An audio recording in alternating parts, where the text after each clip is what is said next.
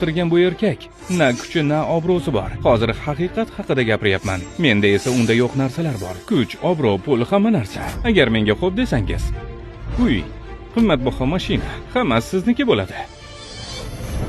Ismingiz Huawei. Nahotki shunday chiroyli qiz ismimni eslab qolgan bo'lsa, bundan juda xursand bo'ldim. Keling, boshqa bir joyga borib suhbatlashsak. Ikkalamiz yolg'iz. Shart emas. Men faqat aniqlik kiritib oldim. Huawei. Nima, sen o'lishni istaysanmi? Huawei, sen ishdan bo'shatilding.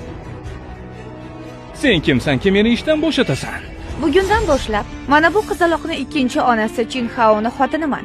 Sen qizim va erimni haqorat qilib xatoga yo'l qo'yding. Hurmatingni qilsa, hurmatingni bilmas ekansan. Direktor Haoni haqorat qilishga qanday hadding sig'di? Bugun Direktor Huo, ko'rib qo'y. Men kim ekanman? Bo'lish mumkin emas. Len Yihuaymisiz?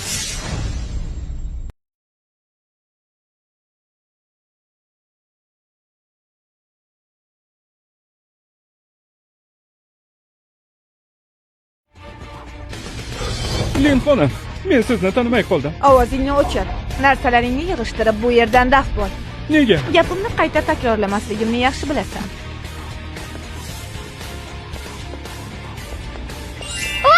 onam juda ham kuchli ekan. Xiyovchi, bema'ni gaplarni gapirma. Rahmat. Bugundan boshlab bir oilamiz. Bunaqa munosabatga hojat. Bu nima deganingiz? Turmush quramiz. Telbaga o'xshaydi. Ketdik Xiyovchi.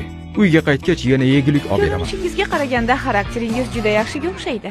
Sizga rostini aytsam, menga faqatgina turmush o'rtoq degan shaxs kerak xolos. Siz ham qizingizni doim siz bilan shunaqa qiyinchilik kunlarda yashashini istamasangiz kerak. Agarda men bilan turmush qursangiz, bugundan boshlab qizingiz Beoduning malikasi bo'ladi. Dada, boshqalarning hammasida ona bor, faqat Xiyovchida yo'q. Men yaxshilab o'ylab olishim kerak. Men hali ukamni to'yiga qatnashishim kerak. Uni ustiga hujjatim ham yo'q. Xiyovchi olib kelgan.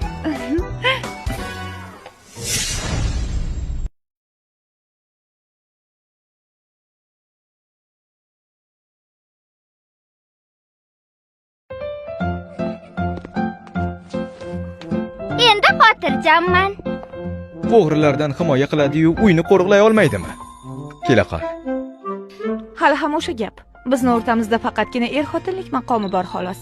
Lekin siz Lin Hui guruhining ishlariga aralasha olmaysiz. Albatta, men sizni moddiy ehtiyojlaringizni o'z imkoniyatim doirasida ta'minlayman va maqsadimga erishganimdan so'ng ajrashamiz. Bilamanki, uzoqqa cho'zilmaydi. Aytgancha, ukangizni to'yiga bormoqchi edingiz. Olib borib qo'yaymi? Bir necha qadamlik yo'l, shart emas.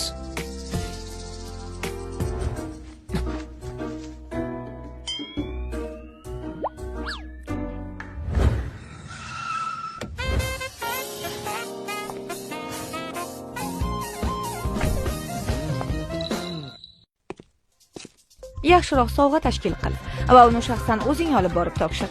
Tog'amning qarindoshi ekan. Sovg'aning maqomi past bo'lmasligi kerak. Xo'p bo'ladi.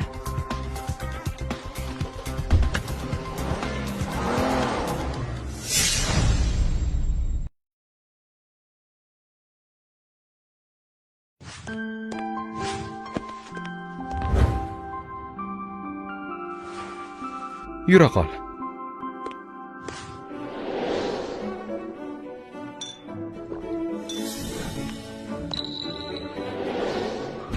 Jin Yao? Kim uni taklif qildi? Kinxan unga hatto taklifnoma ham bermagan. O'zi yugurib kelgan bo'lsa kerak.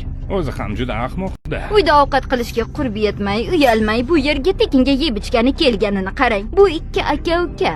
Biri janob Haoning sevimli ishchisi, ikkinchisi esa eshik qo'riqlaydigan it kabi.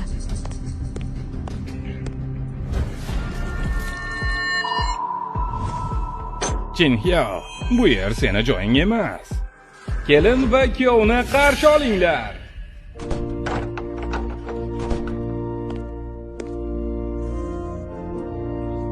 Onajon, ko'ryapsizmi? Xiyaoxanning hayoti hozir juda ham yaxshi. Umid qilamanki, siz buni keyingi hayotda albatta bilasiz. Xiyaoxan, to'ying muborak bo'lsin. Sen nimaga kelding? Jonim, bu yer buncha sassiq. Qo'riqchilar qani? qanday qilib qo'riqchilar bu yerga har xil odamlarni kiritishyapti? Tanimayman. Birorta tilamchi bo'lsa kerak. Xiyoxon, sen